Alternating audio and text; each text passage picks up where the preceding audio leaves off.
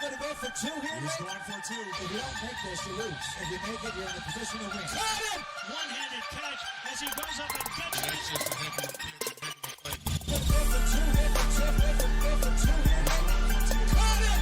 One-handed catch as he goes up and gets it. Gonna go for two here. Go for two here. All right, guys, welcome in. It's Going for Two, presented by Joe Cool's episode 44. And as you can see, very, very, very special guest, two-time curling Canadian women's champion. It's a Chelsea Carey. Yeah, the two-time. Thanks for having me, guys. Good. Yeah, hey, we appreciate you coming on. So we are obviously curling fans. We know that curling is Canada's sport as much as hockey is supposed to be. But when I was going through your career, like you've skipped 3 teams now. And a wild card team, yeah. right? Well, three provinces, I guess. Yeah, I've done Alberta and Manitoba and Team Canada and wild card, so 4 and counting. Oh, I took one away from you. Sorry, I didn't mean to take one away from you. No, that's okay. And now you've just recently signed up with a new team. As of Is that February? It happened. It just happened actually, like less than a month ago now. I think that the press release came out, so it's fairly new news. Might as well call it breaking. Yeah. Yeah. I did call it that when it happened, but it's been like a month, so trying to be reasonable. That's okay. No, we'll still consider it breaking news because it's a big deal. And so you are with Manitoba now, correct? Saskatchewan, actually. Saskatchewan. You started with Manitoba. Yeah, I'm from Winnipeg. So the first time I went to the Scotties, it was as Team Manitoba, and then I've been in Alberta now for about 6 years. So went as Team Alberta a couple times, and then now, I mean, we still have to win a whole bunch of stuff in order to get there. But now I'm playing with a team that's based in Regina. Nice. Yeah, that's pretty cool. And recently, you filled in for someone that had to bow out because they had some family emergency. Yeah, so Team Wildcard 1, which was a Manitoba-based team, is a Manitoba-based team. I played with them at the Scotties because their normal skip, Tracy, her young daughter had some health challenges, and the bubble was just really hard. Like, she would have gone to a normal Scotties if it wasn't a bubble situation where, like, you can't leave once you get there and whatever. So it was a lot for her to be away from her daughter for that long, and they weren't sure yet what was happening with her health and stuff. So I filled in for them at the Scotties and at one of the Grand Slam events. That's a cool thing that you got to do. Like, what was the bubble like? It was a lot. It was intense. It's it's just little things that you don't think about. Like, normally I would, have a nap between games, and then I'd get up and walk to Starbucks or Subway or something and get a coffee and a sandwich for dinner. And like, I could see it from my hotel room. Like, I could have thrown something and hit the Starbucks. But you can't walk. You weren't allowed to walk there. Like, you couldn't leave the hotel. You could only go to the arena and back, and that was it. So it was just a lot of sitting by yourself in your hotel room. So yeah, it was fairly intense. But I mean, we were just lucky. We were just happy we got to play. But yeah, it was definitely a weird experience to have so much time just like by yourself in your hotel room. There was a lot of boredom and a lot of like Netflix series that got watched and things. So did you have to like bang a coffee cup on your door to have them bring you coffee like it's prison, or? Well, no, we just ordered. So we ordered it from like Skip the Dishes or DoorDash. Okay. Like, all the delivery apps got they just cleaned up on us for the whole bubble, because that was the only way you could have room service, or you could order from an app, but you couldn't go anywhere. You couldn't go for dinner or go get something for yourself. You couldn't even go to a drive-through. Wasn't allowed as part of the rules for the bubble. They basically based it completely on the NHL bubble. Like, they ran it the exact same way. Right. And how long were you in the bubble for? I was in there for about 10 days for the Scotties, and then I was in for another 2 weeks for the 2 Grand Slam events. Okay. How far apart was that? Like, was that a lot of just hotel living? Yeah, the Scotties was in February, and then the Slams were in April. So I had a bit of time in between, but like, there was some people that were in there for 50, 60 days straight. Like, some of the guys that won the Brier and then went to Men's Worlds and then were in mixed doubles nationals as well. And like, they just didn't get to leave. So, I found it hard for 2 weeks. I can't even imagine being in there for like 3 months, but some of them were in there for almost that much time. It was insane. Wow. Yeah. And the season is kind of like your September, October you get back into like real events again? Yeah, usually, some end of August, but typically, September it would start. But we don't know what's going to run and not run, so like who knows what kind of season it's going to be because it's still all up in the air with COVID. But yeah, in a normal year, you'd be usually right at the beginning of September. You'd kind of be starting. Right. And Kaylin, you were going to say something? Yeah, I want to kind of go back to like you getting back into curling or getting into curling, whenever you did. My experience with it is that typically curlers are one of two ways you were introduced to the sport. Either you were an adult introduced to it as a really good way of getting together to have a reason to drink, or you were a kid who was introduced to it from like a super passionate relative who loved the sport. So how did you get into the sport anyway? My dad's a Canadian champion. Well, There it is. Yeah, you nailed it. It's in the bloodline, isn't it? Yeah, actually, my dad and my uncle both are Canadian. Wow, champions. that's incredible. Yeah. Were they ever on the same team together, or were No, they Wow. were for years, but they didn't win together. they? Okay, They won separately. Geez, who was the most recent winner between the two of them? My dad. So my uncle won when he was very young. He won in 1979, and my dad won in 1992. That's fantastic. So he's got the bragging rights then, eh? Yeah.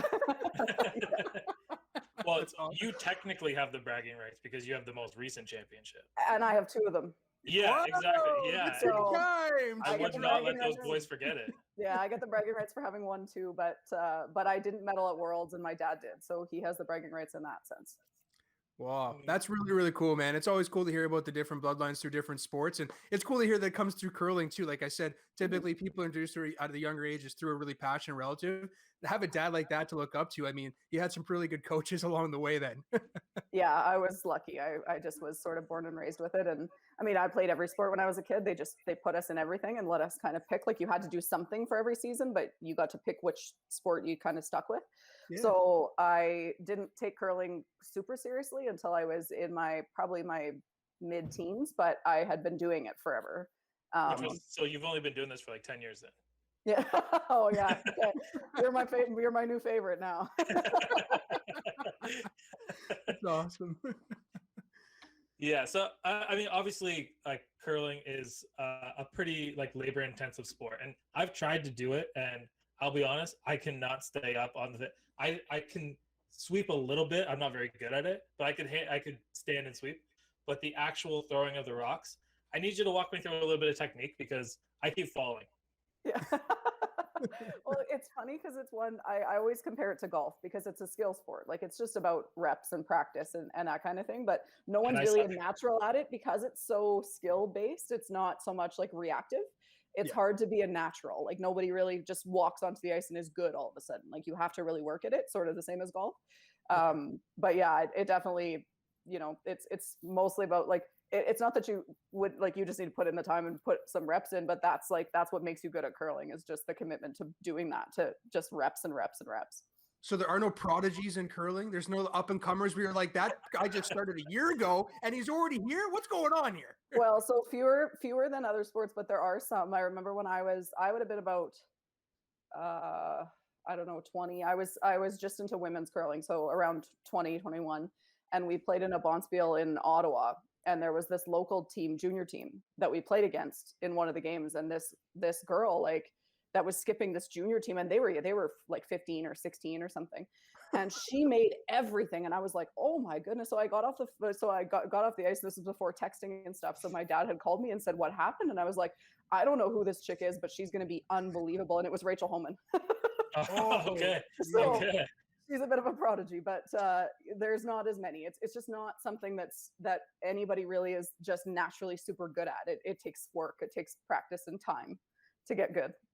Mhm. Now, do you think it would be a good strategy for me to be shirtless and just slide tummy first down the ice and let the rock go instead of trying to keep my balance? Right. That would be a good way to get yourself kicked out of a curling club because you'd ruin the ice rink by doing that. So the ice Yeah, rink that's would fair, that's definitely fair. hate you. Yeah. So don't necessarily recommend it if you ever want to go back to whichever club you're doing it in. But I mean, maybe a decent strategy for the rock to get down to the other end. Yeah. As long as you're wearing the proper attire, you can get away with a hell of a lot inside of a curling arena, from what I understand, right? Yeah, I mean it depends, but yes, there's what the one thing is, don't wreck the ice. So That's no, right. no handprints on, like that's basically the only rule. As long as you don't wreck the ice, you're usually okay. Right. And there's prohibition in curling, right? No one's allowed to drink at all during any of it. Well, so you know, it's interesting. I get asked that all the time. I'm like, well, we don't. Like, it's not a thing when you're playing in a slam or whatever, the scotties or something. Like, no one's got booze in their water bottle or anything. But again, it's like golf in that sense, where like casual curlers, for sure, that's what happens. Like when I go golfing, there's almost always a beer involved. Yeah. It's not curling's not so much like that for me. But so when I moved to Alberta, from Winnipeg, I remember them being they're like, oh my God, you have to come out to this one event, this one bonspiel, because they get a liquor license on the ice and you can actually take your drink out onto the ice. And I looked at them like they were crazy, because in Winnipeg, you can do that everywhere. Like they all have that liquor license. Like, This is their northern getaway. For them and for you, it's a regular Friday night. Yeah, there's a phone on the ice in most clubs in Winnipeg where you can call the bar and be like, we need a picture on sheet 2, and then they come down and deliver it to you. Like, but in Alberta, it's not, because the liquor license is stricter or whatever. They can't, like, it's really expensive for them to get a liquor license at the home end. He's yelling down the ice. How far did you say? Was it 6 inches or a foot? I'm gonna need 2 beers. Yeah, exactly. Well, and it's great, but so that's what I grew up with. So then when I moved here, and they were just like, yeah, they get a license and you can bring your drink out onto the ice, and I was like, okay, and they were like, oh, it's so much fun, it's so great. I was like, I don't know, I thought that was normal. I don't get it. That's awesome. Yeah, and you also, I don't know if you mentioned this before, we didn't go into detail, but you're on a split team as well, right? You have a Mixed doubles, yeah. I didn't know if it was called co-ed or mixed, yeah. But so how is that going for you? Are you still with the same partner? Yeah, Colin and I played together for quite a few years. We didn't play the last couple because he had some injury issues that, like, it was hard enough for him to play with his men's, because he's on a top men's team as well. Right. So it was just too much. Like, he needed to rehab this injury and he had to play men's. Like, he couldn't miss time. So we didn't play much doubles. But yeah, we've been playing together since doubles became an Olympic sport. So 2016, I think, was our first year together. Okay, and when he feels a little bit more up to it, like, that's going to continue? Yeah, we were going to play this year, but there was no events to play in. So we would have played this season, but then because of COVID, obviously everything got canceled, so we didn't get the chance. But yeah, no, he's still my teammate. He's one of my best friends. It's been an easy fit and a lot of fun for us because we just get to hang out, which is nice. Yeah, that's cool. And how did you decide to start playing together? Obviously, were you best friends before? Yeah. So that was so when it was announced that it was an Olympic sport, nobody in Canada cared about mixed doubles until it became an Olympic sport. It was very popular in the rest of the world beforehand. Like, it's been played in Europe, at a high level for years. And there was always a world championship, but nobody in Canada really even knew about it, or none of the top women's and men's players did. And so then when it became an Olympic sport, we all kind of went, holy crap, like, we better figure out how to do this because it's another chance to go to the Olympics. So that's when we started playing together. And it was just an easy one where we were just like, it was such an easy decision because we're such good friends. And it also works quite well because he's a front end player on his team. So he sweeps for a living, sort of thing. And I don't do that. So you kind of need one, in a perfect world, you want one front end player and one back end player on a doubles team, because somebody needs to read the ice and put the broom down and stuff and call line. But you also need a good sweeper. So it just worked out perfect for us that he does all the sweeping and I'm in the house, which is kind of our normal roles anyways on our regular teams. Right. So what I heard when you were saying that was, I need to come to Winnipeg and learn how to curl. Because I think that you could probably teach us. I mean, we can't travel right now. I'm sure Winnipeg, you can't even come into the province, but eventually you'll be able to.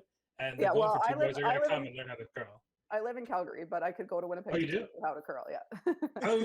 Honestly, I would much rather go to Calgary than Winnipeg. So I mean, I love Winnipeg, but not in the winter. So when you're coming there to learn to curl, like, you want to go to Winnipeg in the summer. It's way better in the summer because the summers are just the water everywhere and the weather and stuff. It's Winnipeg summers are better than Calgary summers, but Calgary winters are way better than Winnipeg winters as far as Chinooks coming through every couple days, and it's just not so cold. Well, I came into the month of June with pretty much zero reasons so far in my life to ever really go to Winnipeg. And so far, between talking to you and talking to Andrew last week, I'm coming out with more and more reasons every week now to go and visit you guys and check it out. It sounds like do you know the Hustler? I do. I know. You know what? I worked for Huss. He was my boss when I was in high school, and he worked for the Manitoba Moose, and I worked an internship there. So I've known him since I was 17. Wow, yeah, he was on really last week. He was a great guy. No, I watched that episode. Huss is just an absolute beauty of a person. I love that guy. He's phenomenal. Gee, like, everyone's connected and everybody's connected to Coolbet, and like Yeah. I love that. That's so awesome. And Winnipeg, everybody talks about Winnipeg like it's not that small a city. It's 700,000 people, but it's we always joke it's 1 degree of separation. Like you have a connection to anybody else who lives in Winnipeg. There's some way you can narrow it down that like my second cousin knows your aunt or whatever. Somehow you're connected to almost everybody there. It's just one of those things. Well, We'll just Austin call it invited us cheers, to huh? come on his show, so maybe Nice. we'll meet in Winnipeg, and then we'll do some curling, and then we'll go on his show. 'Cause I think Absolutely. that would be a wild weekend. I've actually never taken him curling either, so that would be a lot of fun. We will definitely take him curling with us because I think that guy could put back a beer or two. Oh yes, can confirm. I wasn't legal yet when I met him, but I've had drinks with him since then. Fantastic. And when I drink beer, like you guys don't have this where you are, but we drink toboggan jockstrap. Oh, Right. nice. Yeah, and This one- that's our exclusive. This is my favorite Calgary one. The brewery's called 88, and it's all super retro, like throwback to the Olympics. The Okay. 88 Olympics. And it's wicked. So it's like everything in there is neon and crazy colors. And they've got the old like pace setter, like big like bomber jackets with the elastic waistband at the bottom on the wall and stuff. That's amazing. And their beer is really good. So highly recommend. Yeah, that's amazing. Before I don't know if you know this, but Kaylin's a huge Titans fan, so we're gonna get into the Titans in a Okay. second here. But Yep. before that, I'm just gonna say that everyone needs to subscribe to the YouTube channel because Chelsea said so. Absolutely. And we're supposed to give a reason, and that would be a good enough reason for me to subscribe to the channel. So hopefully It's that's like good enough reason for anybody else. I'm making it my own, like because Stone Cold says so is now my Yeah, it's tagline for that. Chelsea 316 says so. Yeah, exactly. Okay, so big news, Kaylin. You finally got yourself a receiver down there in Tennessee, Oh, and it didn't cost very much. So here's your chance. Take the floor, man. Go ahead. yeah. I mean, J-Rob, that's a steal. You mentioned it didn't cost very much. A second and a fourth. We get Julio and a 6 back. And I don't know if I sent it to you guys earlier in the chat this week, but we're probably going to get a third, like a compensatory pick of a 3rd round between Corey Davis and Jonnu Smith going away. So in a sense, we replace that second with the 3rd that's coming in place too. Like that's the logical thinking there. I'm happy with the trade, man. 32. I know he's been kind of hampered by some injuries there, but he's a downfield blocker. And he said that multiple times in the past, and that's what we lost with Corey Davis leaving, go to New York. So I obviously I'm a kid in a candy store right now, man. I got wide receivers galore. It seems like the Titans always get wide receivers at the end of their years, though. Randy Moss, right, in the past. So I don't know how it'll work. And Andre Johnson was another one too. But I hope think this one you're pans out a little catching better. Julio Jones at a better spot than Randy Moss, I hope. yeah. Well, Yeah. he did go on to go play with New England and have quite a good career there still, didn't he? Oh, well, they gave him a quarterback. I don't know if you've heard of Tom Brady before. He's pretty good. Yeah. Now, Chel, are you an NFL fan? Yeah, I am. So who do you like? Niners. Oh, well- you guys were in the race. He was the Yeah. first coach to actually be interviewed after and saying that he would have been nice to be here, but the Yeah. chips just couldn't fall in place, right? Yeah, Well- and they're just a bit of a weird beast right now with everything that's happening there. It's who knows, is Garoppolo starting? We don't know. He's hurt all the time, but if he could actually play, maybe we have a chance. Like it's all over the place. But yeah, no, Which one of the 7 running backs are going to dress this week? We don't know, right? We never know in San Francisco. So. Yeah, we just have to, as long as we keep George Kittle, we're in okay shape. But yeah, no, it's been an interesting ride being a Niners fan. But yes, I'm an NFL fan, but I'm a Niners fan. Okay, so what do you think of Julio Jones in Tennessee? Like, do you think that this kind of puts him as a favorite in their division? I do think it does, and I was shocked at how little it cost too. To be honest, when I saw that it wasn't even a 1st round pick, Kinda I was pisses like, you off, "Holy right? crap!" Yeah. Yeah. It was. I was really surprised, but no, I think that they're.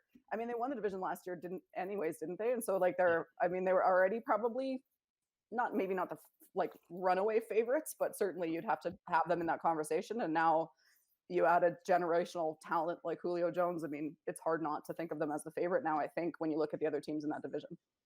Yeah, I mean, we were that's pretty kind of high on it. the Colts, and even Kaylin was thinking that the Colts might be the favorite this year. But like, are Yeah, you not have to, anymore. I don't think. Yeah, but Yeah. yeah, I mean, if you looked at it, 2 weeks ago before this all happened, then probably you could make that argument for sure. But I'm not sure. I'm you going to can go on a now. limb and say that like John Robinson or somebody in the organization's been watching our show and has been hearing the biggest Titans fan in North America saying that they're going to regress. We need to do something.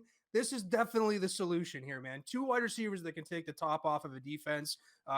It's going to help Anthony Firster. I don't even know if anyone knows who that is, but that is who our starting tight end is right now. Sticky hands. Yeah, he's got some great hands. He knows how to. He's a great route runner, but that's about all you're going to get out of him. So, I mean, it's really good for him as well.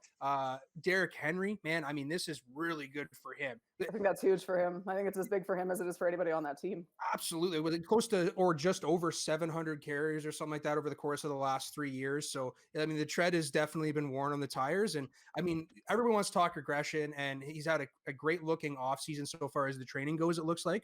But this is going to be nice. Maybe he can actually take about 75 carries off of his workload in a sense. And I've been able to see some pretty long balls in Tennessee lately, and I've been able to say that for the last few years. So that's going to continue. Giddy up, man. We're going to look at that KC offense, man. I'm excited. Now, like, is this making them a legitimate AFC contender? Like, AFC championship contender? I'm still going to say that the Colts are going to give us a very difficult time within that division. Like, You're able to get up on your soapbox here, Kaylin. Get up on the soapbox. Chad's not here. Chad is not here to push off your soapbox. Get up on there. No, man. I got to be real, man. I was a little bit, I jumped forward last year saying what my team was going to do, and I had to take my licks, and I jumped in the water for it because I took them a few times when I shouldn't have. But yeah, Chelsea, did you see that? We made Kaylin go for a little skinny dip in the Thames River over here in February. No, yeah, it was a little cold. A little cold. I lost the pick 'em against Chad and Shane. Shane was actually, I think I lost it against Shane in October. I think Yeah, we started in September. I ran away with it. I was basically out of the race with him to begin with. So yeah, but yeah, no, yeah, I do think that Indianapolis is going to give us a bit of a difficult time. And we've said it multiple times. The AFC is going to be an absolute gauntlet. It's a bloodbath. There's only about 2 or 3 teams in the NFC that actually are going to challenge for the top ranking. You can swear if you need to. I know what's going on. You can swear if you need to. Yeah, I'm not very happy. Chelsea's watching the Winnipeg game, folks, just so we all know. And she's been open about where she's from. So we know what may be happening in that game, right? Yeah, the Habs have just poked one in. Oh, my God. On the power play, of course. Yeah. Because God, that power play is crazy in the postseason so far. Ever since the Leafs had that Muzzin go down with the injury, it seems like Montreal's found their power play. They found it that's just taking over the Winnipeg. If they could stay out of the box, it would really be helpful. But yeah, I mean, Hellebuyck deserves better than what he's gotten. But we'll go back to our Titans here for a second. And so when we're talking about, like, first of all, I don't believe that this makes them like one or two best teams in the AFC, but you never know until you start the games. But what does this do for Derrick Henry in the sense of, is it going to be more DBs because they have Josh Reynolds there too?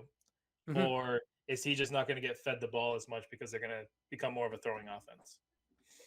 Well, I mean, so Henry, last year we talked multiple times. He said, who was his backup? Who was his backup? And I said it was Darrington Evans. Well, yeah, nobody basically, right? It was Darrington Evans, who was injured a bit. And when he did play, it was incredibly sparingly, as we all know. This offseason so far in OTAs, Darrington was lining up as a wide receiver. So, and with the fact that we let 3 tight ends walk, Swaim, Michael Pruitt, Jonnu Smith is gone. Delaney Walker was still out there in the market taking visits, and they didn't sign him back. So maybe we are going to roll with 1 tight end, and they are going to go more of a pass-heavy offense. And they do realize that Derrick can't carry the ball 330 times this season. That just makes logical sense at this point. So I do think, he's going to, like I mentioned earlier, I think it's probably take between 60 to 70 carries off of him. I don't think that Darrington's going to be the one that inherits that. I think it's just going to strictly become more of an air raid type offense in a sense. But that being said, we've got an offensive coordinator who did really, really poor when he took over as the OC in Oakland. Todd Downing is his name. So he's got a lot to prove. He inherited a fairly put together offense that's pretty straightforward. You shouldn't have to change a whole lot here. So we'll see what he does with it. But we've seen what Vrabel's done with the OCs picking him. He went through LaFleur. He went through Art Smith. Now he's got Todd Downing. He chose him himself. So he's got a good track record anyway. So would you still take Derrick Henry in the first round of a fantasy draft?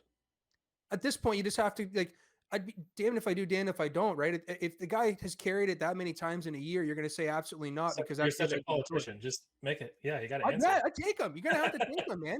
Tennessee doesn't have a backup at this point, right? And realistically, I mean, I don't want to cite, I know it's a trade that just happened, and I don't want to sound negative here, but Julio's got hamstring issues. And hamstrings, when they get hurt, they last 4 to 7 weeks. If that Jeez. happens, I got to be So- real here at the same So time. Julio Jones is going to be out at least 4 or 7 weeks this year. Kaylin just broke the news. Right? So, I Chels, just do think you play fantasy football? Yeah, I have. I didn't last season, but I have in the past. Last year kind of stunk anyway because everyone Yeah. kept getting COVID and it just ruined everything. Yeah, it but- was like it just was nuts. How Too many difficult to build a people were team. out all the time. Yeah. Would you take Derrick Henry in the first round still? I still think you probably should. Like, I think Yeah. it's a smart first round pick. Like, even with 60 or 70 less carries, he's still going to put up points for you. Like, I don't know. I think you'd be Probably silly still not 15 to. touchdowns. Yeah, I don't see how you don't, sort of thing, right? Like, he's still going to be who he is. Right. Which is like 6'5" and like 260 pounds. Yeah, Nobody really wants to get in front of that dude. no, not so much. Well, other than that, I mean, in football, like Aaron Rodgers skipping training camp, I don't think anyone really cares at this point. That situation seems like it's going to turn into he's going to miss like the first 2 weeks of preseason. They're going to give him some kind of big contract extension, and then he'll be back. How nice is it though, just to be, 35 million? I don't care. I'll just threaten that money at you because that's what happens if he retires. That's what he owes back. He's going to get that Jeopardy money. He says, yeah. I don't know if Trebek or him was making that kind of cash at Jeopardy, but just to be able to say, yeah, I don't know, maybe. Steve Harvey makes $50 million a year for Family Holy Feud. hell. What Yeah. are we doing, Shane? We are in the wrong positions. We We really need to get absolutely this are. podcast going, get a trivia show going too. Yeah, no, like Family Feud would be tough though. Like, yeah, I don't think we could pull it off, but we should figure out like a $50 million a year job. I mean, there's got to be a couple out there, right? That's right. Yeah. Well, we'll see how all that goes. Something that we talked a lot about was Juwan James getting cut by the Broncos from being.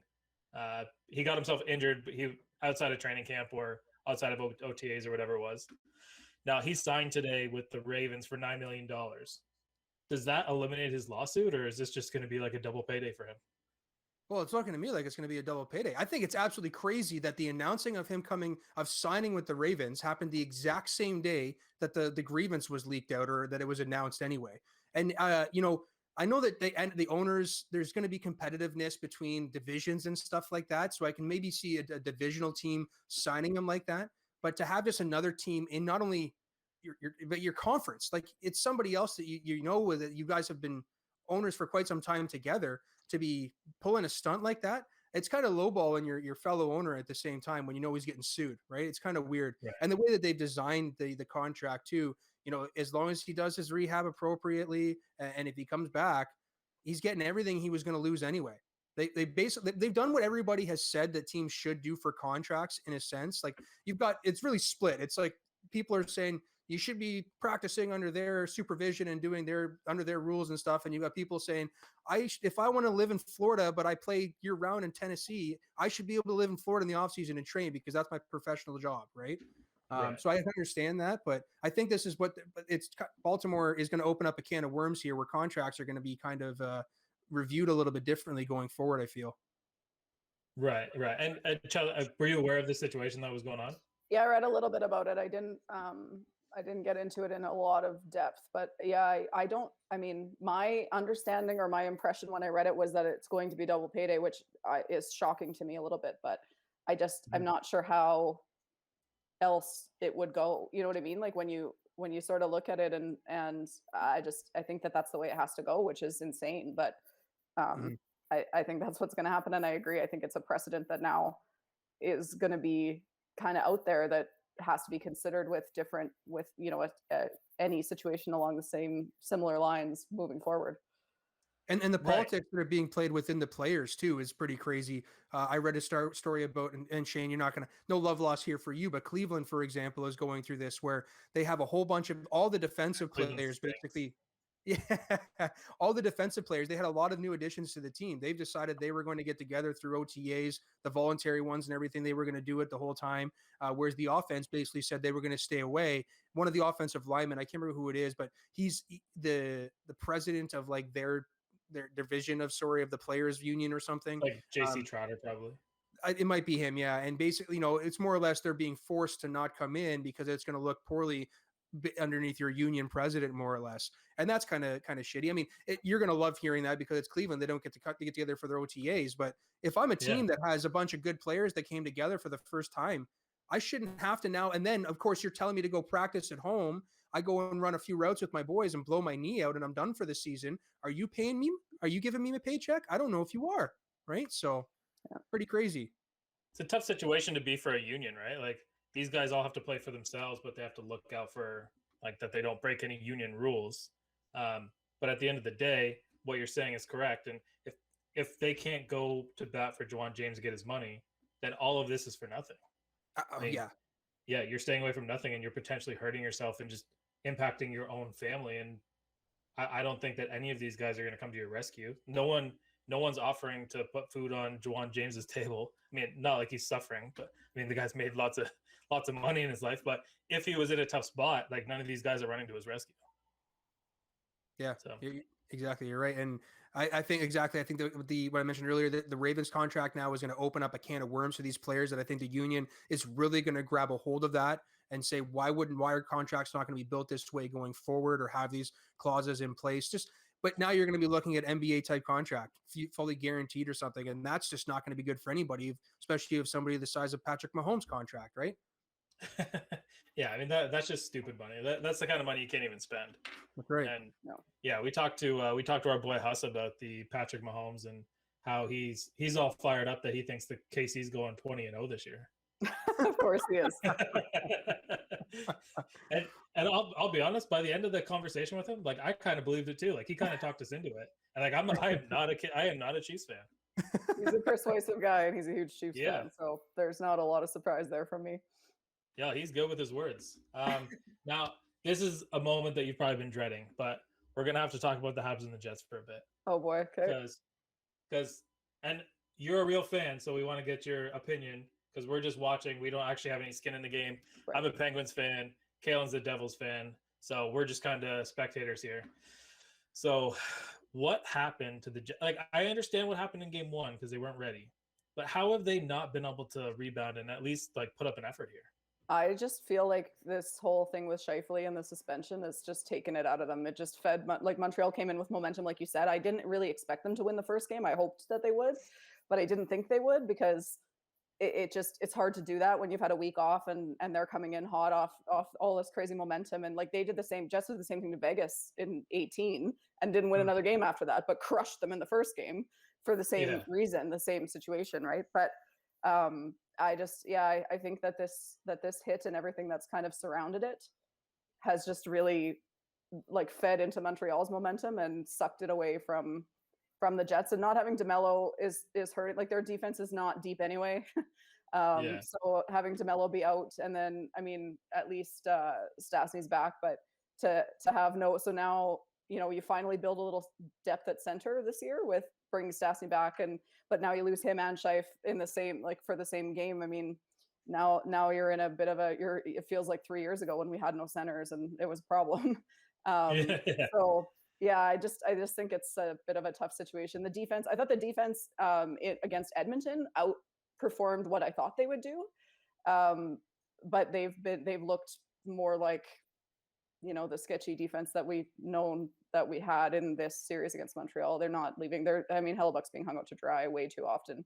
I mean, he's one of the best goalies in the league, but you can only do so much.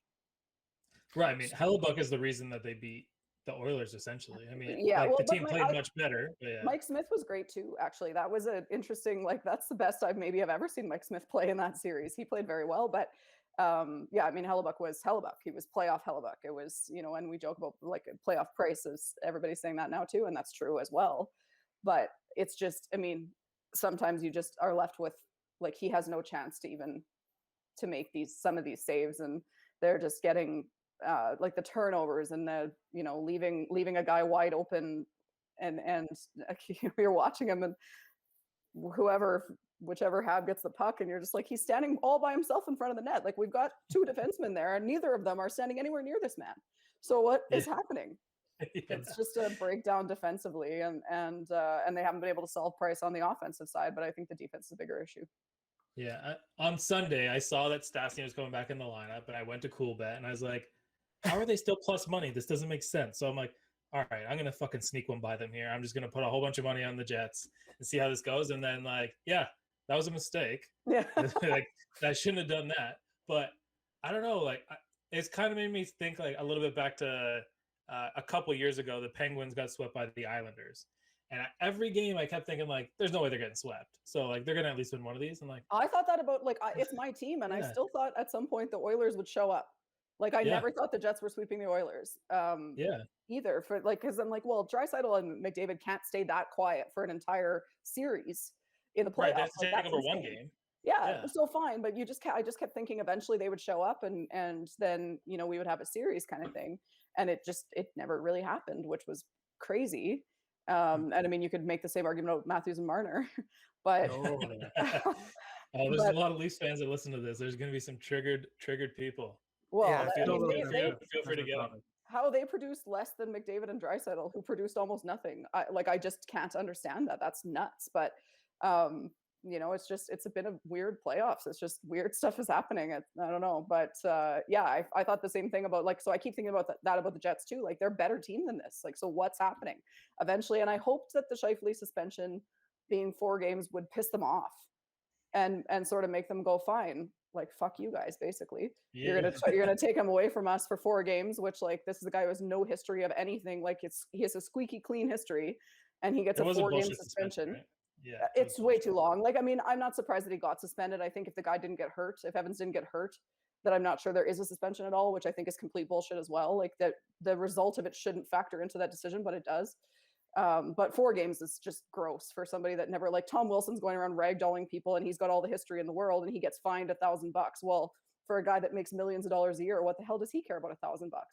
He doesn't get Right. suspended at all. And Scheifele, with a completely squeaky clean choir boy history, gets 4 games in the playoffs. Like, give me a break. Yeah, no, it's an absolute joke, and I don't know this for sure, but if for some reason the Habs were to sweep tonight, doesn't Scheifele have to miss the first game next year too, because it's a 4-game You suspension? might have to, yeah. Which, I wondered like- about that as well, actually. Yeah, I mean, like obviously 1 game next regular season isn't going to make a Yeah, big it's not difference. the end of the world, but it's But so it Scheifele is- got it, like he got taken out in the first round last year against Calgary when Kachuk, like, Yeah. whatever, lifted his skate and hammered down on Scheifele's leg, and Yeah. it did the same thing to them. Like they were sort of done after that. He's just such an Yeah. important piece that I just think that they're struggling to figure it out without him in the lineup. But certainly him having that extra game, if he does have to come back to it and serve it still, that's just that one more lingering thing over his head, and until he Yeah. has to, of course, get the fight, because of course he's gonna have the 1-game suspension, and then whenever he plays Montreal next, he's gonna have to scrap, or Yeah. whenever he plays Eves or whoever was on the Montreal team this year that wants to fight him next year because they're on another team and they want to fight him just for any reason. Well, they're coming Um, after him. I mean, Edmonton said it in the presser. Like if Yeah. he gets back in the series, we're going to make his life miserable. So like that's going to happen next year. Still, Yeah. probably not as aggressively as it would if they do win this game and he does get to come back. But yeah, just like you said, it's so then the whole offseason, this thing is hanging over everybody's head. Like it's Yeah. really unfortunate. It's brutal. And now you mentioned defense earlier, and I think now you've seen Toronto saw it firsthand. You're seeing it firsthand. The way that Montreal is shuffling their defensive players in, they're playing the defensive player squad the whole time. The last batch isn't even in seeing any ice at all. I wanted to ask you guys, what do you think about Shea Weber? Where do you think his name falls as far as the all-time defensive players when his career is long said and done? For me right now, he's one of the greatest defensive players to never win anything, more or less. So where do you guys put him at? Can he get himself into the Hall of Fame as a first ballot? I think he's going to be there eventually at some point when I look at some of the names that have priorly gone in there, and the game has changed and Shea Weber's had to adjust to it. But where do you think he falls in line as far as the names in the elites of defensemen? Well, they already put him in the Hall of Fame in that stupid Tim Hortons commercial. So First ballot, baby. yeah, yeah, we can understand him through his mask. He must have been like really, really heavily mic'd up. But yeah, I mean, is the guy a Hall of Famer? So hard to tell with defensemen, but yeah, probably. And he did have some pretty good years for Nashville, and Nashville was a strong team because of Shea Weber at the time. Now he was where was he before that? Was it Edmonton? Or am I Yes. saying that? Yeah, okay. I think you're right about that. Yeah, I mean, I can't imagine that his Edmonton career is going to get him there, but his Nashville presence and the fact that he's potentially becoming like a big part of a Montreal Canadiens team. I mean, the Canadiens and the Leafs are kind of like the Dallas Cowboys of hockey, right? If you play on those teams, you have a better chance to get to where you need to be. Yeah. So I'm going to say that if it's not first ballot, like he's definitely in there, but I'm not sure like how much they care about first ballot in hockey. Yeah, like where do you see him? Like even like right now, as far as defenseman, do you think that he's in the top 5 talk? Yeah, I guess, right? Like it's so hard to tell. Like in defense, there's so many different styles of defender. So is he a top 5 of his style defender? Yeah, he's probably like 1 or 2. But is he a top 5 offensive defenseman? No. Like, until he raises that stick, and then everybody ducks or get the heck out of the way. Unless it's the playoffs, right? Then everybody's a friggin' hero. Yeah. Well, like, what do you think, Chelsea? I agree. I think that, I mean, could you make an argument for him to be in the top 5? Yeah, but could you make an argument for him to not be right now? Also, yeah. To your point, like, yeah, he's a great traditional defenseman. He's not an offensive defenseman, but I do think he's a Hall of Famer, and I honestly, I do think it'll probably be first ballot, but I agree that in hockey, I don't know that that's such a big deal. Yeah. But, you know, you compare him to like a Hedman or a Makar or these, like, you know, there's a lot of other guys that you could make a different argument for them being in ahead of him. Sure. But, you know, I think I agree it's hard to tell with defensemen, but I do think that he's among the best defensemen in the league, and he's perennially that. Like, he's been very consistent throughout his career, which I think is impressive. You just quoted the Tim Hortons commercial. Yeah, he's well, a perennial all-star. How can you not? I've heard it so many times, it's like ingrained in there. I know that commercial is the worst. It's bad. It's bad. The worst. But but it's true, and he's been. To me, the thing that's impressive is the consistency throughout his career. For him to always be in that conversation and always be, you know, doing these things and making a difference on teams. You know. Oh no. Yeah, no, Jesus. I do like that he sticks it out and he doesn't try and get out of town or anything. I mean, even when he was in Edmonton, it's not like he was looking to leave. Yeah. When he was in Nashville, he went there and revitalized them. When he got to the Canadiens, it's not like they were a good team, but over the last 2 or 3 years, they seem like they're picking up steam again. So I like the fact that maybe on leadership alone, he would be a Hall of Famer. Yeah, I remember that when he got traded to the Canadiens, that was an absolute blindside of a trade. Yeah. I don't think anybody in the league saw it coming, and there was a lot of people in the league that saw that at that time that Nashville won. They got a younger defenseman on a slightly cheaper contract, not by much, but a recent award winner too. And it certainly isn't the case. I think Montreal won out in that trade in the grand scheme. Long term, I don't think you can make an argument the other way. Like, long term, they crushed that trade. It's not close. Yeah, they definitely won that trade if you look at it now. There was a lot of you can say that Nashville began to fall apart defensively when PK got there because PK began freelancing that Shea never did. It was cool to have him a slapper at the point just like Shea had, but his freelancing and it's continued with the Devils was certainly the beginning of the downfall for Nashville, no doubt. Right. Like how many years did he play in Nashville? 2, 3? 3 years is when he played Nashville before he's traded to Devils, yeah. And then he had 1 year with the Devils and he's out of the league. No, he's been the Devils for a few years now. Is he still in the Devils? Yeah, he's still there. He's They're still never in the playoffs, so I don't get to see any of their games. Yeah, he's still got that big contract, and unfortunately, he is, like I said, the cause of a lot of turnovers. He did kind of fix it up in the end of this. Toward the end of the season, but that first half, man, it was brutal. We were all praying for him to get traded out at the deadline, and then after the deadline, he kind of fixed it. So. I just assumed he was out there skiing somewhere with Lindsey Vonn. But... With Lindsay, They broke up. They called off the engagement. No way! Shit. I do not go on the internet enough. Worse next year. That was a while ago. That's not new. Like that's really? At least 6 months ago. Yeah. Oh my god. Man, yeah. Well, that's heartbreaking. So our thoughts go up to PK Subban. Sorry about that, man. We didn't mean to cut you up for that.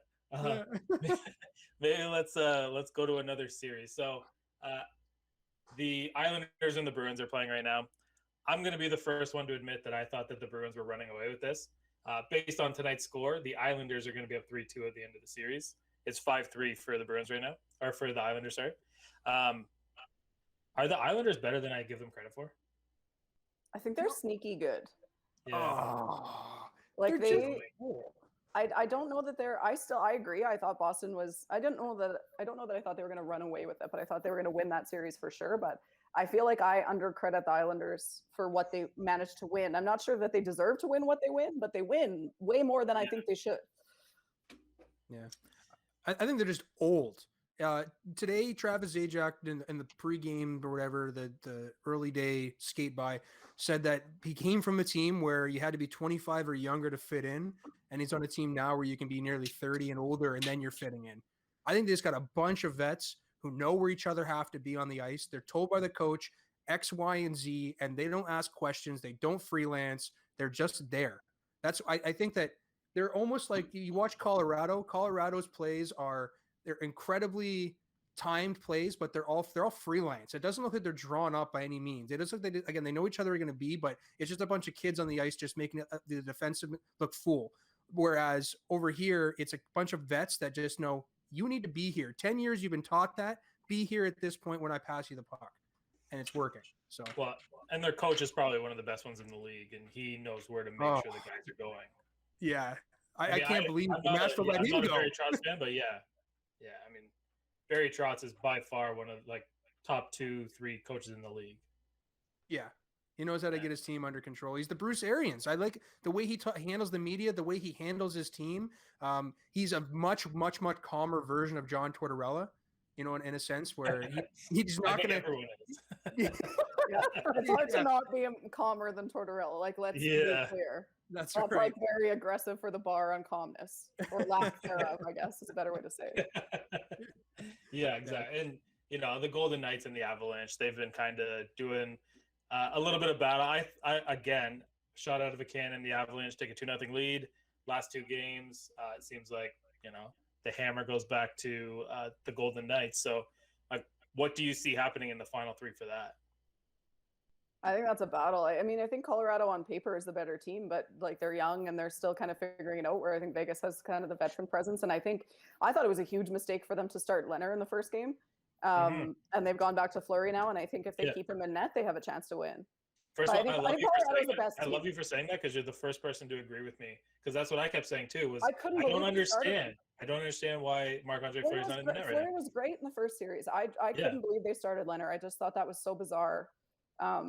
Sort of out of left field that they started him, but I think if they keep Fleury in there, and like again, your playoff Fleury is a thing, the same way that playoff Price and you know, he's one of those guys. So I think that they have a chance. I think Colorado's a better team overall, but experience matters and all that stuff. So you don't know. If I had to bet, I'm still betting on Colorado. I think to win this year. I'm still betting on them to win the cup. Like I think they're the best team in the league right now. But Vegas will give them, like, those two teams.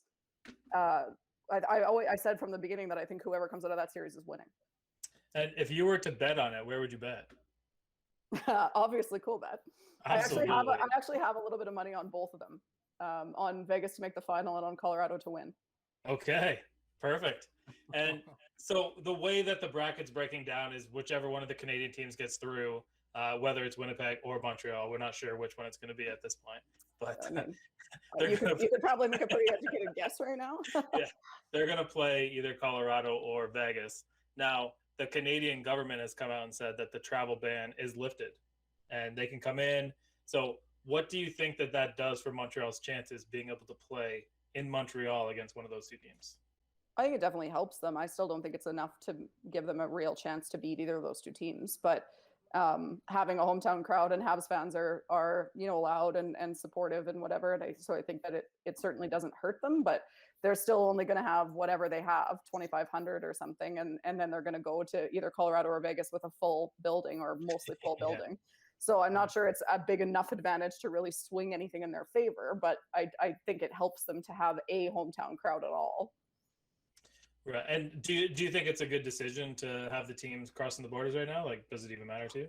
I think I would love to know actually what the vaccination rate or status is of the NHL teams. They haven't really talked about it at all, which is interesting to me, but I'm okay with it. I think it's, you know, they're in sort of a modified bubble and I just did that and whatever. So I'm okay with it. I think that, you know, the provinces that are having issues right now are probably going to be having issues whether or not the hockey players are coming back and forth. I don't know that it's going to make that big of a difference. And I just think we need it as a country. So I'm happy to see it in that sense. But, well, it's interesting to have a take from somebody, as you just mentioned, who was in it.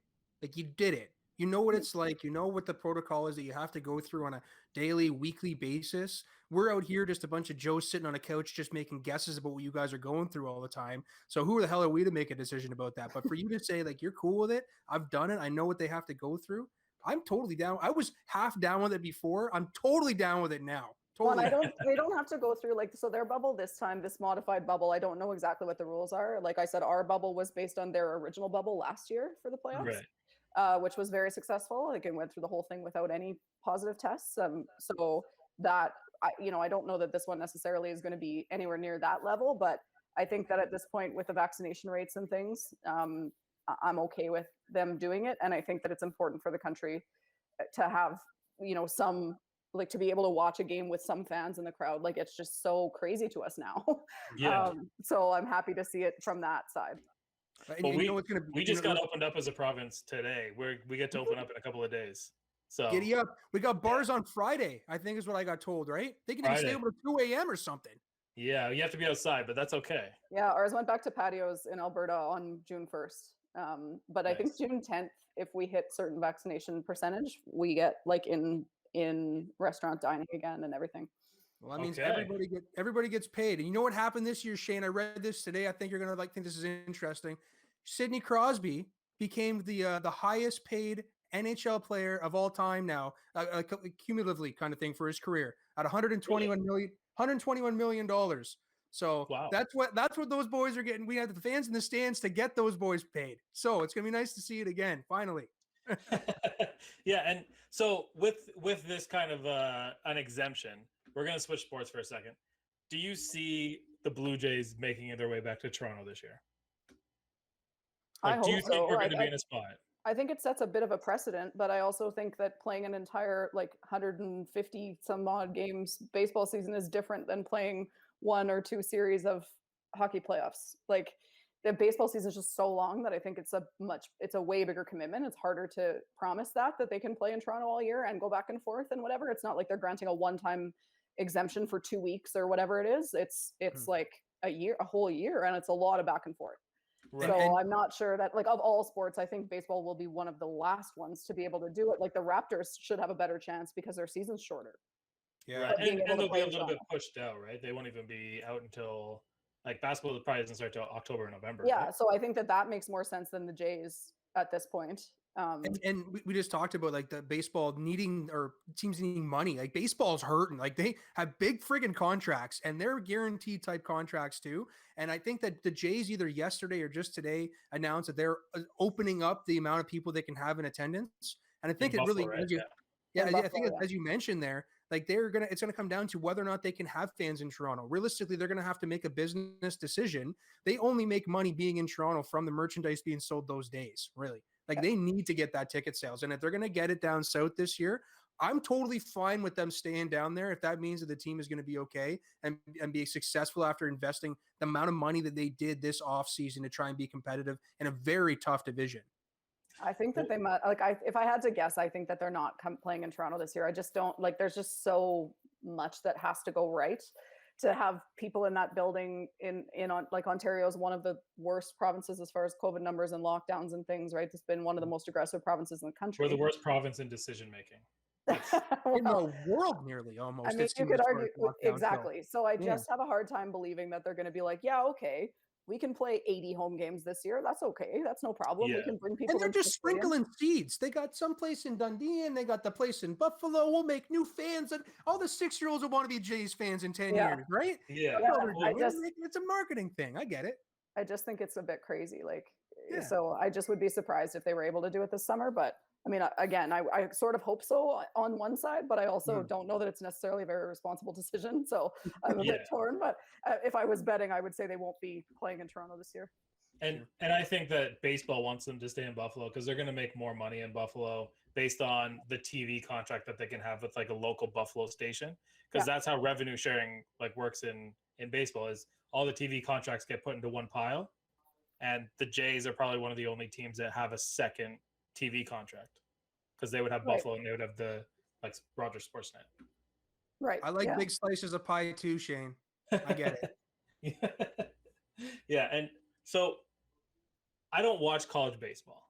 and I don't know if you guys watch college baseball or if you saw the highlight that I'm about to ask you about, but it was Arizona State playing somebody, and I have no idea who it was, but it was a pitch that went past the catcher that Into actually. the umpire's Yeah, shirt okay, so pocket. you did see it. Yeah. So the umpire awarded the guy on third home, and he gave the guy on second third. Now, what do you think of that? I didn't know that that's what happened. I just saw the highlight where, and it's so crazy because there's so many things going on. Like the ball ends up in the umpire's shirt pocket, the back catcher's mask goes flying out of nowhere. Like it's Yeah. just a very strange play. I don't know. I don't know what the precedent is. Like I don't know what the rules should be there. I think it's a bit nuts, but I mean, I guess I don't totally disagree with that ruling, but I also could go the other. I don't know. It's just a very weird, like in all the years. And I actually talked to a few of my friends who played high level ball, and they were just like, I've never seen that before. Yeah, no, like I've never seen that before either. And typically, like an umpire would either have their gear on the outside or on the inside. This particular ump had his gear on the inside, and that's why it was possible to do it. But in a case of like, I would call that interference. In a case of interference, it's a dead ball, and everyone stays where they are, and that would count as a ball, and then next pitch. I mean, I agree with you that I think if I were to call it something, it would be interference because it's not. There's nothing natural about what happened there. Like, Right. If the guy's uniform doesn't get in the way, it's a normal baseball play. So, like, it was interfered with. That pitch there was interference. Right, and it was 6-6. It was the sixth inning. That brought in the seventh run. I'm just going to assume, based on the fact that it was blasted everywhere, that Arizona State ended up winning that game because of that play. And I don't know it to be true. Liam's probably looking it up right now. I saw his screen go nice and bright. But while Liam's looking that up, we'll talk about Kaylin and I were talking about before you jumped on with us foreign substances on the pitchers and where they hide it, and that MLB umpires can now actually decide to spot check a pitcher at any point in the game. Just walk out to the mound and start patting him down and see if he's got anything sticky on him. And that happened about 5 days ago, I think was the first time that it happened in the big leagues anyway, and they took his hat. Yeah.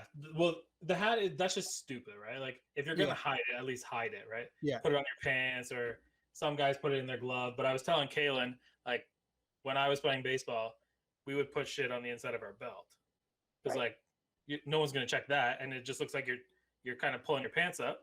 And if you're pulling your pants up, you get a little sticky, and then away you go. Right. And what I was mentioning to Shane about how this all kind of got brought up into this is, have you read anything recently about Trevor Bauer or Garrett Cole in the news in the baseball at all? I didn't see anything about either of them specifically. I did see I can't even remember who it was who was talking about the ball has no business doing what it's doing. Like there's, it's being manipulated with a stick and whatever. And they're just doing this crazy stuff with pitches. They're shaping them in ways that they shouldn't be able to with a 100-mile-an-hour fastball or whatever, but it sinks and it, they're able to just do this crazy stuff. But I didn't see anything. I actually follow, I think, for sure, Trevor Bauer. I don't know if I follow Garrett Cole on social media, but I didn't see anything about either of them specifically. Well, so they did. Oh, was it 7-6 final? By one. 7-6 final. So that was the winning run. So that was the winning run. My God, that's and I've got my own grief when it comes to umpires in the big leagues. Now that I'm getting back into baseball and I'm watching more, I'm researching more about how the unions that they've got and the shit they get away with and the calls like that, for example. That to me is a blown call. Maybe that is the rule. If somebody can fill me in if that is the rule in the comments, I'd love to know. But that to me is a call upstairs and get some help, because I don't think that is a legitimate that you allow this team to win a championship based off of a ball going into your shirt. It's ridiculous. In college baseball, they probably wouldn't even have an upstairs. Wow, then that's even more ridiculous. At least for one game, you should have an upstairs. We're talking about the championship game, right? Maybe I understand not having it for the other 60 or how many games they play in the juniors like that, but in the I don't bigs, know. That wasn't the championship. I think that's just in the college baseball World Series. It's not the actual World Series itself. Oh, it was in the World Series. Okay, like it's a round robin tournament that they play. Oh, okay, gotcha. So anyway, so we're talking with Trevor Bauer and Garrett Cole. So Trevor Bauer, the year that he won the Cy Young, it's known that he basically started using foreign substances on the ball, said that he knew how to manipulate it, started doing it and nobody questioned. So he just started doing it more and increasingly throughout the year to the point that he ended up winning the Cy Young. And then there's another quote that says that he knew how to add roughly around 400 RPM to the ball by using a specific substance, joins the Reds, Somehow 400 RPM his ball increases by. Garrett Cole's also guilty of this. His ball has increased over time, roughly about this type of RPM as well. A few weeks ago, I think it was about 2.5. The MLB came out that they were going to start investigating these foreign substances, and they cracked down right away in the minors and suspended 2 pitchers for 10 games apiece. Conveniently, after those suspensions, both Garrett Cole and Trevor Bauer's RPMs significantly dropped, and they started having the worst outings of their career in the last 4 or 5 years. So now Trevor Bauer's come out and said, I'm totally for the rule, but I want to make sure that it's implemented across the board so that if they get an ump in New York that doesn't necessarily check for it, and I'm dealing with an ump down in Oakland who checks for it, that I'm not getting screwed kind of thing. I can't even believe that this is a thing. This is the oldest the sport in the world, I feel, not the world, but the oldest sport that we have in North America. And they're talking about putting foreign substances on balls. The pine tar thing, I thought I was taught about when I was 5 years old. They're doing it in the big still. What the hell's going on? I think baseball has a huge problem with cheating and working around the rules in a lot of ways, right? Like I'm in a fantasy baseball league, and when we did the draft, we were on a Zoom chat, all of us that were in the league, and all the one guy kept saying is, so are the Astros cheating this year or not? Because like I don't know if I want to draft them, because we don't, like, if they're cheating, then I want them. And this whole thing with Springer, everybody was like, well, yeah, but he's never going to be as good if he's not cheating. Well, So we got $1 million sport in the NFL that if they deflate the ball a little bit and they investigate that with how many millions of dollars to do that, if they got to be able to throw the ball better, they're putting literally pine tar on a friggin' baseball. We know that works. We've known it works for years, right? But they're okay to get away with it. I just think baseball, like you mentioned, has become the dirtiest sport that we have out there, which is so upsetting because it's all tradition. It's all just, folklore and talk about, watching your grandfather watching that sport back in his day and everything. But this this is crap, especially the way that baseball with the strikes they've been going as it is. And then baseball hands the pitchers, an Easter egg here by saying, we're going to make the ball different. And you're seeing all these batters that are coming up at the warning tracks instead of hitting home runs. Now they're putting pine tar too. How much easier do you need to have it, pitchers? Well, and I think that for me, the challenge is I liken it going back to like Lance Armstrong and the whole bust for drugs and stuff. And they're saying, well, you're guilty of this. Well, so is everybody else. Like, you have a cheating problem in your entire sport. So what, you need to deal with it on a much more macro level than picking 1 or 2 people and going, okay, well, we're going to spot check Trevor Bauer and we're going to spot check Garrett Cole. Well, there needs to be some sort of rule across the board. Like Trevor Bauer said, I mean, I agree with him. I think my biggest problem is it doesn't solve anything to spot check certain people and not enforce the friggin' rule for everybody all the time. Yep. Well, yeah, and a guy like Trevor Bauer, you said he came out and said that he was using those substances during his Cy Young year, right? Yeah. And now he's willing to accept the rule because he already got his $250 million contract. Yeah. Which is fair, but he's not wrong in saying, like, it needs to be enforced. And if that's the rule, then make it the rule. Like, you need to pick a side, and you need to, if you're going to try to stop cheating in your sport, which baseball I think desperately needs to do, you need to do it for everybody. It can't be spot checks. That makes no sense to me. Then everybody should get checked at the start. Like, we had one scandal one year with brooms and curling, with brooms being involved in doing crazy things. And before every game of every major bonspiel, they inspected every single player's broom.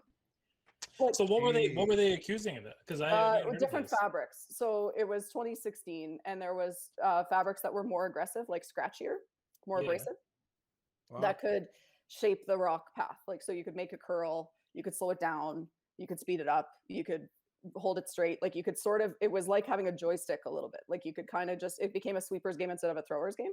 Wow. And so then they had a rule about every manufacturer has to use this one particular fabric, the same bolt of fabric, and it had a serial number in it, so you could read, like, on every broom head there, you could see the serial number, so you could guarantee that it was from the bolt of fabric that it was supposed to be. And the officials would check everyone's broom before the game, and they would put, so like as a skip, I couldn't give my broom to anybody else, so they would check mine, and they would put a piece of tape on it, and I had to keep that broom with me the whole game. And I couldn't give it to somebody else. But then at Worlds, the rules were a bit different. But anyway, my point is that, like, there was all kinds of accusations of cheating, and this company is doing this and giving people an advantage. But when they brought in the rule, they did it for everybody every game. It wasn't like, oh, we're going to check Kevin Cooey today and we're going to check Jennifer Jones tomorrow. It was every single person's broom got inspected. I just don't see why other sports can't do it that way. It blows my mind. Yeah, and you said a name there, and I wanted to ask you because my son's here, and I'm going to embarrass him. So, Jennifer Jones. Yep. Did you ever play with her? Not with her, no, against her You lots. played Because I against- grew up in okay. Manitoba, right? Like I grew up in Winnipeg too. Right. So So my son's first crush was Jennifer Jones, and he used to come home from his grandparents' house and say that his girlfriend was Jennifer Jones. So he's 13 now, so he's mortified, and he's like, he's gonna kill me when I'm finished with this. But that's so cute. yeah, you said the name, I had to mention it. Like that. Okay, so one of my former teammates plays with her now. Like so Okay. I never played with her. We've been to events where One we're on degree the of same team. separation again. Yeah, exactly. But yeah, I grew up she was my hero when I was because she's about 10 years older than me. So when I was just coming out of juniors was when she first was when she won in 2005, the first Canadian championship with the shot. So I'm watching that on TV and certainly she was always somebody that I looked up to. That's not the first story I've heard like that though. She's a fairly common crush, it seems. yeah, and he's staring at me right now, so we'll move on. I'll deal with him after. But yeah, that's a name that sticks out for me. And I think that she's big in developing the game, and I mean yourself as well. You've been instrumental in making sure that people are tuning in, and it's not like it's the competitive nature in which the games are played. I mean, watching the games, if there wasn't any emotion shown during the games, it wouldn't be as much fun for us to watch on TV because it is a little bit of a tougher sport to watch if you don't understand the rules. Totally. It's slow. So if you don't know, and I mean, I feel that way. I felt that way about baseball most of my life because I didn't play baseball. Right. And my dad wasn't into it. Like I didn't grow up watching baseball. And I was sort of never into it. And I knew there was more to it that I didn't get, like strategy piece of this pitcher against this batter and a left-hander and all this stuff. And I never really, so I understood that I didn't understand it. And that's why I wasn't riveted by it. But then Right. My mixed doubles teammate played really high level ball, got offered scholarships in the US. He was a pitcher. And so when I sat and watched a game with him, all of a sudden I found it so much more interesting because he would tell me what the next pitch was. And I'd be like, okay, but what, how do you know, A, how do you know that? And B, why is that what happens next? And I like sports. So when you sit with somebody who gets it, that's what I always tell people about curling. I'm like, if you come to Right. watch one of my games or whatever and sit with one of my parents, I guarantee you it'll be more interesting for you by the end of that game because they'll explain the things that you don't understand. And that's why it's boring because it's a slow moving sport that is so much about strategy. That's what makes it interesting. But if you don't understand that part, then it's boring as hell because it moves so slowly. Yeah, but I grew up watching since I was 5, and I didn't fully understand until maybe 10 years ago how everything actually worked. I just used to watch it and be like, oh, this is pretty cool. But Is exactly that what you're conveniently saying. when the Briar came or the Scotty came through London and you guys went to go see it? Is that conveniently you saw it live and understood? Yeah, it is much different seeing it live than it is on TV. Yeah, much different. I actually think it's harder to understand live than it is on TV because the commentators do a lot of it for you and you can hear the players talk. When you're sitting in the stands and you can't hear that, then if you don't understand the strategy, then you have no idea what's going on. But on TV, between the players sort of talking you through it while they decide on the shot and the commentator sort of saying, well, this is why they would do this here and why they wouldn't play that. And then it gives you a much better understanding. And I mean, we want people to go watch it live. But I think from an understanding standpoint, it's easier on TV than it is in person. So I think that you're right to most people, but there's something to be said about being crushed in a press box, watching curling, and that it finally clicks in your mind, okay, I get what's happening right now. Well, and Hold me again, respect. as soon as you're sitting with people, so if you're watching it live, but you're sitting with somebody who's basically doing the job of the players and the commentators, Yeah. so when I go watch it with my friends who don't get it, they get that from me because I'll explain everything to them. But if you're just trying to watch it with other people of your same understanding level and your understanding level isn't that high, then it's hard to figure out live. It's much easier to figure out when you've got the guys talking in your ears about this is why they're calling this shot. Right. One right. of an Yeah. inception moment, 5 or 6 beers deep there, Shane. Yeah. No, I was having trouble getting out of my chair, and these guys were gliding across the ice holding a rock. So we were in different spots, but I feel like we synchronized by the end. That's important. That's Yeah. good. That's a solid viewing experience when you feel like that. Yeah.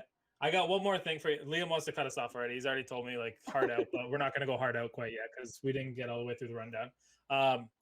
Cam Newton gets hurt in practice because some wannabe try-hard rookie runs too fast at him. He hits his hand on it. His hand is bruised.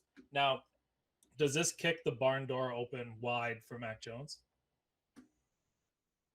I mean, there's another guy who would have something to say about it, but I think Who's it that? does. Who's that? Their third string. There was an article yesterday or today saying like he's not ready to give up yet. He's not prepared to like hand over the reins. There was also Stidham. Stidham, I think, apparently had done Yeah, okay. that's who. Yeah, that's Oh, right. okay. That's who I couldn't. He was come like, up I'm with not, the I'm name. not, That's I'm why I here. said I'm that. still here, guys. I'm still Yeah, here. he was saying like, and so I mean, he would have something to say about that. I think it does kick the door open for Mac, and I like selfishly would like to see that. I'd like to see what he can do. Yeah. And if Chad was here, he would be mad because he thinks Mac Jones is built like a bag of milk. Well, he sort of is, but so was Tom Brady. Like this is what New England does. Yeah. They just turn these bags of milk into like superior They draft athletes. guys not based on their athleticism, and then they make them Cam's into like got, elite quarterback. 4.5% body fat, and the guy can't do anything with a football. So they can't do anything with him. So Yeah. So you guys think Mac Jones is the starter week 1, or is Cam Newton still the starter? I think it depends on the injury a little bit. Like I think if they can start Cam game 1, they probably do because of the experience and whatever. But it depends how bad. I think it depends how bad he's hurt. Right. And if he's still hurt, then like where's the status of his injury during like for week 1. Right, exactly. Like a bruised hand, you never know. There could be like a fracture inside there, and like the recovery could be a little bit longer than they think. But Kaylin, what do you think? You think they're gonna start Mac? No, I think it's gonna be Cam, and I think it's gonna be pretty early on that we'll see that, and it's gonna be about the first couple of preseason games. The Patriots, they surprise us when it comes to trades and cuts, when they're going to let go of people or they're going to trade draft picks and move up sneaky or trade down and get a whole bunch of compensation. But they stay true to typically what they present on the field. Like if they start showing Cam as the number one, the first preseason game, I can pretty much attest he's probably going to be the number one come season or week 1. And he's going to hold that reign for a little bit of time anyway. It's not going to be a 2-week or 3-week thing. I think that's a fair point. Belichick's pretty loyal to his guy, to your point. Like he sort of picks his guy and he goes with it, and he gives them a fair bit of leeway before he benches them, before he's like, no, you're out because you're suck right now, like you're not making anything. But he gives them quite a bit of freedom to give them some time to prove it. And so I would be surprised. And he beat the drum with Cam last year. If you weren't going to pull the string with Cam after last year with what you did or what he did, and you've given a bit more offense there, I mean, you're going to give him the opportunity at least 5 weeks to see what he has there. But I honestly could really see this just being Cam's year. The whole year, let him have it, and them just saying, we understand what we're going to be doing with the team developing the way we want it to do. I'm glad that you said 5 weeks. Yeah. Because week 4, Brady comes last back. season too, didn't he? Like I thought he was okay early, and then he got hurt, and then he was bad when he went back in. But Cam, he had COVID when he got COVID and came back from COVID. He was a bunch of dog shit. But no, he wasn't good. I mean, the guy did enough to beat teams like Miami early on in the season, but he got 8 touchdowns, passing touchdowns all year. Like that's, I know he had another 7 rushing or something like that, but 8 passing touchdowns. I'm being fairly loose with that word, but like I didn't think he was terrible until after he came back from COVID. Then he was real bad. Yeah, then he was terrible. Yeah, but the thing that I think, and like you said, week 5, and I think that's a realistic date unless they're actually in a playoff run. But there's no way Mac Jones is playing against Tom Brady in Foxborough week 4. No, there's no way Billy's that's the future of your franchise. There's no chance. No, there's no way Billy's going to say, you guys just won last year, and I'm going to show you what my new toy can do against you. And if he loses, I mean, the kid's not going to hurt from it. He's not going to have his ego or confidence hurt from it. But the last thing Bill needs is to know that his toy got lost because he may have a hurt from it. It's the fan I don't think that there's any way. Like, right? I think that would be dumb to start him against Tom Brady. Like, it's just not a fair. It's putting Mac in such a bad situation because there's no real, like, unless you somehow win, which I guess is possible, but you probably don't. Good chance you get embarrassed. Like, that's not a good scene for the Patriots. I just don't see, like, Belichick's too smart for that. Mm-hmm. Right, exactly. And that, like, Liam is hard wrapping us up here, but we appreciate you coming on with us. And for one last time, Chelsea Carey says go follow and subscribe to our YouTube channel. Because Chelsea Carey said so. Yeah, exactly. And like I said, we really appreciate you coming on. We are 100% when it's appropriate. We are going to come and get some curling lessons from you, wherever that may be. Yeah, we'll figure it out. I'm not worried. Yeah, All the and- friends that we're making, the Cross Canada Going for Two tour is going to be amazing. And the year-end Zoom call. Can you guys imagine what that's going to be like? Holy hell. It's gonna be what I think that we should try and put together like a celebrity fantasy football league, and Chelsea's our first entry. She I, Sold. I'm in. based on the smile, I could tell that she's in, and yeah, you are our celebrity. You are by far, and like, don't take this personally, Huss. You're by far the top guest we've ever had on, and I'm gonna hold that over his head.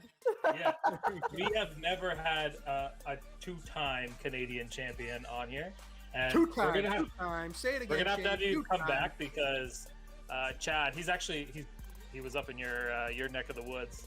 He went on a little excursion up there, doing some hiking. But Chad would definitely want to pick your brain because I know that guy's a big curling fan too. Perfect. I'm in. You let me know when I'm coming back. All right, we will be in touch with you 100%, and we appreciate everyone for watching. And as always, cheers, and we will see you later on in the week.